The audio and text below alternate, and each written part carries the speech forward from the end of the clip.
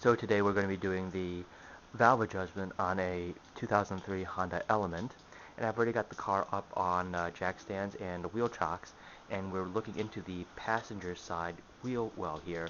Now on the front side of this, as I magnify up, you'll see a small star-shaped pattern right in there at the center top of the screen.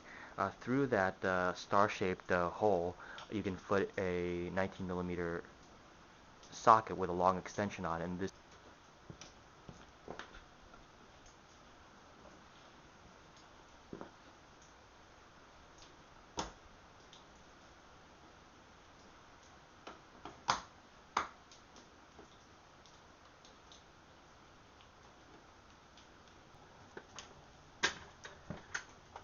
So it's raining outside today, and because it's raining, it's going to be a little bit difficult to see in here, but I've got some lights on, so hopefully you guys can see okay. In any case, I've taken the battery off or disconnected it, and next up is to take off the multiple covers on the valve cover. They'll include 2 bolts for the exhaust manifold right here. They'll include 4 bolts for the spark plug cover, there and there, and they will include taking off, I believe, 6 bolts for the valve cover, 1, 2, 3, 4, 5, and 6, and I will then after that take off the ignition coils, take out the spark plugs, and also disconnect the air hose right here, and a bolt connecting and holding down the power steering fluid out in the top left here.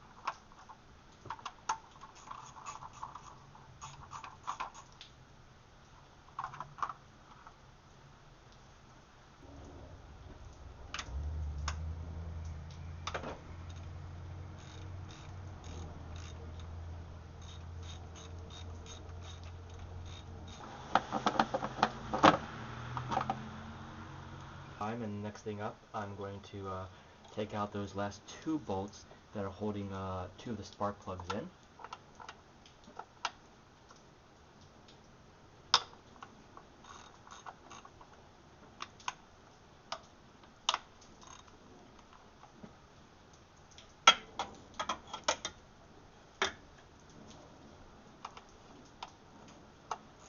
By the way, all these bolts are 10 millimeter bolts here.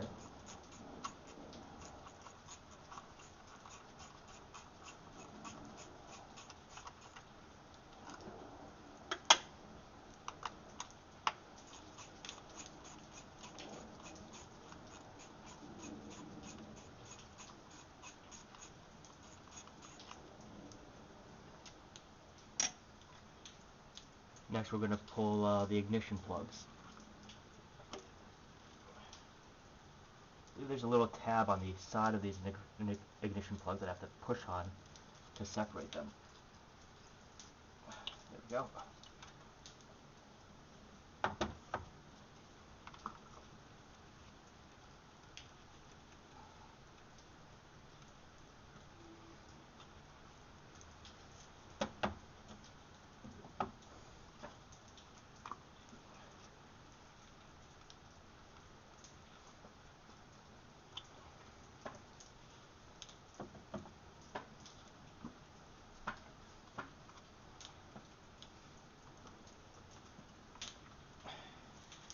And we're going to remove the valve cover bolts now.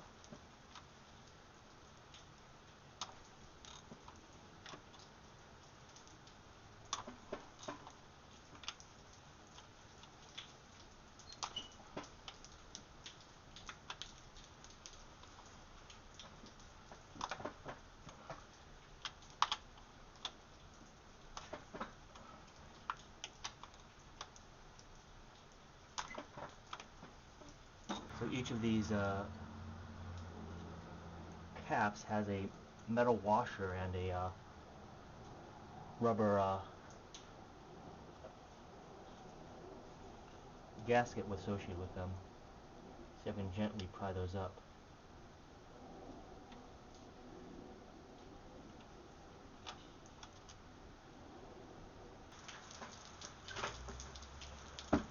Alright, so I'm back to take out the spark plugs.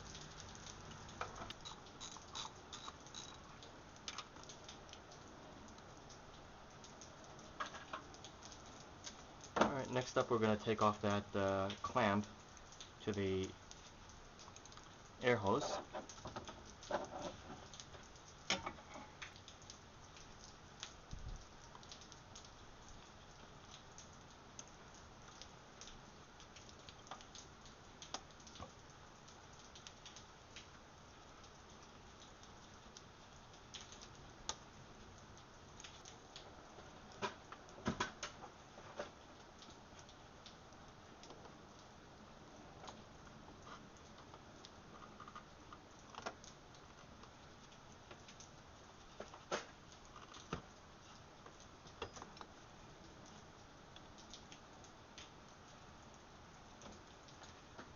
I'm going to move the ignition harness up and out of the way.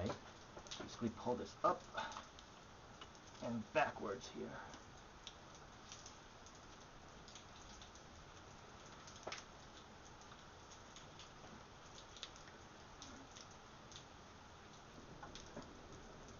Well, it seems like I have one last bolt that I forgot to take off, right here on the side. Okay, I got a second one of those bolts back here, actually.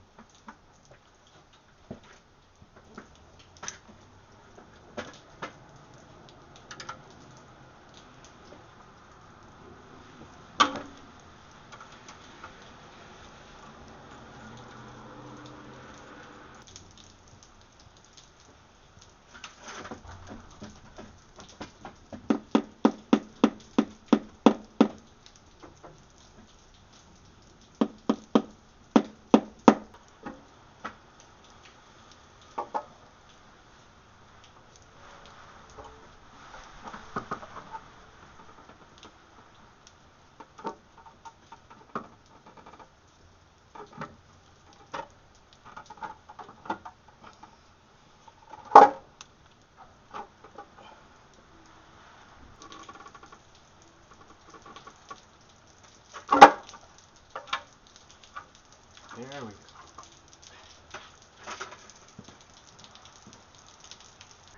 Well, okay, I apologize. I've given up. There's absolutely no way that I can show you these timing marks because of numerous tubes and wires in the way that seem to block its visualization no matter where I put the camera. In any case, what I'm doing next is that those two dashes, when they point towards each other, is supposed to be cylinder 1. And then when I rotate the crank on the wheel about 180 degrees, these wheels up here should move about 90 degrees, so that the right-sided dash should be pointing straight up. That would be cylinder 3. Next, if I rotate another 180 degrees, the crank down by the wheel well, these should rotate another 90 degrees up here, and the two dashes on each wheel should be pointing in opposite directions away from each other, and that would be cylinder 4. Lastly, when I go another half a turn down below and another 90 degrees up here, the left-sided dash should be pointing straight up, and that should be cylinder 2. So we're going to have two exhaust and two intake valves. The intake valves in the front of the engine are right here in cylinder 1, 2, 3, and 4, or I should say cylinder 1, 3, 4, 2, and the exhaust valves are in the back there of cylinders 1, 3, 4, 2.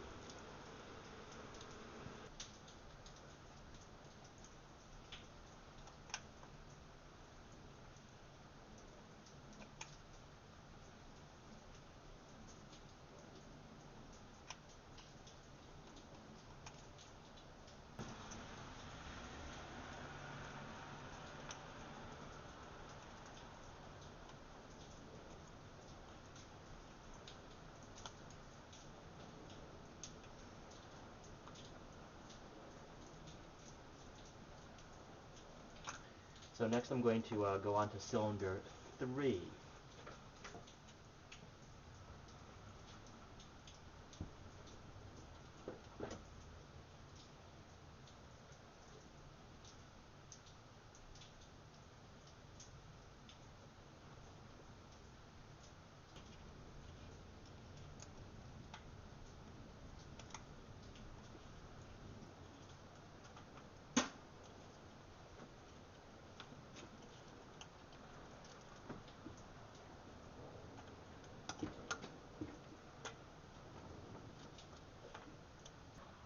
I've decided to give you guys a little close-up of what I'm doing there.